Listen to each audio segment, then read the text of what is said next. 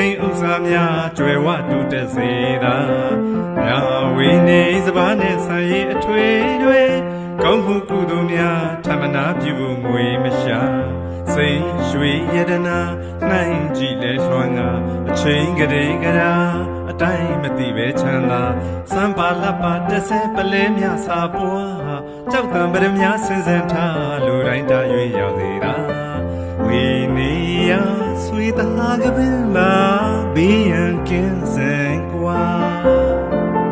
ထေဝေစွာကီဟာအတွင်းမှာကျက်သေးလင်းစေမကြလမ်းညပါစေပန်းတွေတရံပမာချမ်းမြကလေးစံရည်လျံပြအေးစီစီနဲ့လူများကိုယ်စိတ်နှစ်ပါးထူးထူးခြားခြားရွှင်လန်းဘဝဝံအစင်ချမ်းသာအိုးအိဆာတရားပြေဝကြနိုင်စေဖို့အဋိဋ္ဌံပြေမှစုကြည်ပန်းစန္ဒာ